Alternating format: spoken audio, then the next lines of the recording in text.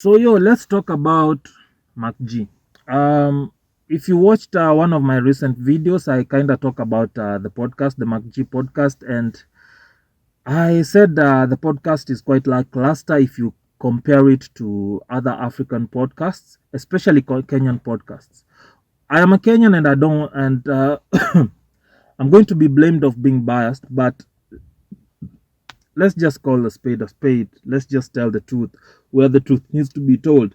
Kenyan podcasts are eons way over and above South African podcasts. I understand South African podcasts have a wider reach. I think they are better organized, better managed, if not to say the least. But even with the guest, this motherfuckers land. But Kenyan podcasts are just way over, above, and beyond, banner. And personally, I was even skeptical of akaka podcast ka kina Mwas Mwas, the effeminate guy, kina Chaks, yes, the Mic Check podcast. Do you see the level of madharau I have for that podcast? I have for that podcast, man. I can't even remember their motherfucking name.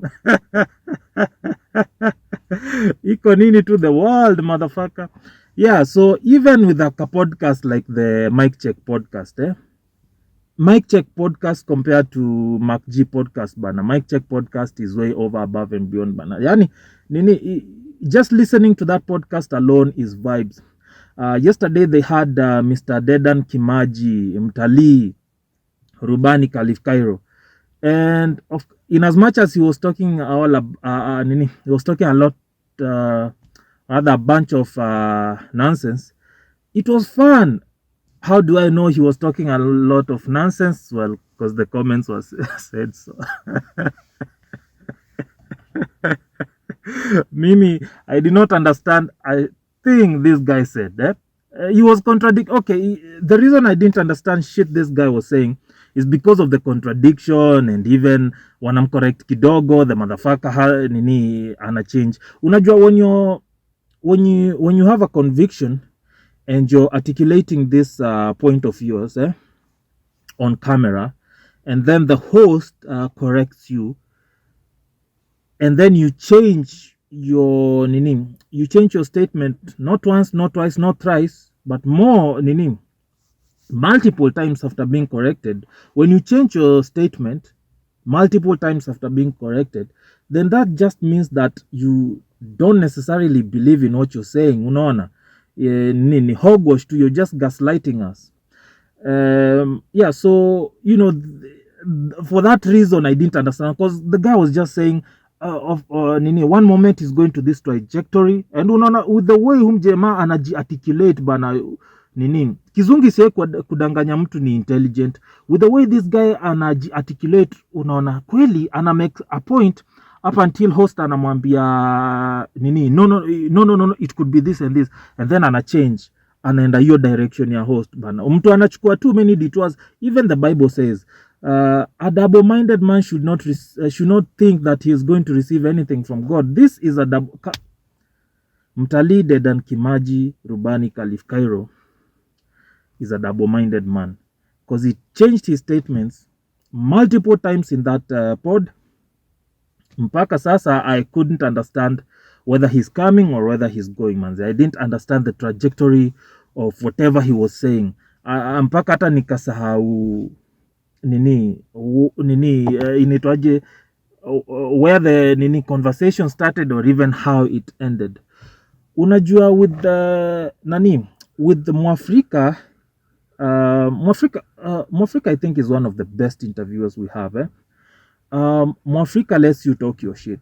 Unaona, even if Mwafrika contradicts your shit, he won't contradict it in a manner that would make you want to change your views or your opinions or your thoughts, right? Mwafrika will just contradict it to show you, okay, he has a different opinion from yours, but he'll just allow you to, maintain your opinion still, so that at the end of the podcast, or rather at the end of the interview, you'll still come out as an intelligent motherfucker. But that guy Chaksi did not do that shit to Nani Khalif Cairo bana. So that guy Chaksi and Kina Maraya and Kina Nani Mwas the effeminate nigga, eh? So no, so Jamaa is articulating his point, anaenda vifiti anasema okay, I can see. Then Chaksi anasema but you know na nani anasema Mwasa hapa anaingilia, yeah you know but da Maraya pia anaingilia, you know blah blah blah. Jamaa sha change tena trajectory ya nini point yake. So that's why these guys lost me. And so sasa mimi, whatever information I was getting from that interview was from the chat, because the chat was saying, chat sasa inasema jamaa anajicontradict, ndo anashindo kumbe sio mimi, kumbe I'm not the only one nigga. Yeah, so chat inasema hivyo, and then chat inasema ulizeni this guy intelligent questions, hapo anatu gaslight tu for no fucking reason, of which was true. But then again, let's not digress from the discussion here. The discussion here is Kenyan podcasts are way over, above, and beyond South African podcasts. I've seen the MacG podcast. The level of intelligence portrayed by Kenyan podcasters, the South African podcasters cannot even dream of. And this is not me trying to stir up any hatred, any animosity, any beef. It's just my honest opinion as a viewer. I am what I'm doing here is not a podcast, it's a YouTube commentary. As a YouTube commentator, I just give out my opinions. Unajua, you might have your own different opinions. Fuck you and your opinions. You can lubricate them and shove them up wherever that gives you pleasure. I wouldn't give two fucks about that shit, but respect my opinions when you come across my fucking video. Mnasikia nyinyi?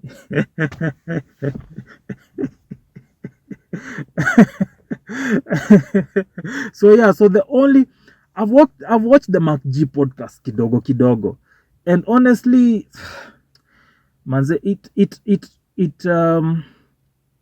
it hasn't given me that morale, that motivation to want, because I work listening to podcasts most of the time, and the only podcast that motivates me enough to work is the Iko Nini podcast. Because I think as much as Mwaf is a asshole, we have to give this guy his flowers. This guy is good at his shit, man. This guy is fucking good at his shit. I watched MacG interview Akon and I was like, shit. I just wish it was Mwafrika on that fucking chair interviewing someone like Akon. And I think actually we need to champion for more of those, more of podcasters interviewing even foreign artists, foreign dignitaries, because the podcasters wanauliza the things that the people want to hear. Unajua media siku hizi kuna venye tu is just mad in shit bana. Media, no wonder they call it Githeri media, because hata ukikula Githeri wewe unyamba. Si unanyamba. Media is just mad in shit. No wonder they call it Githeri fucking media.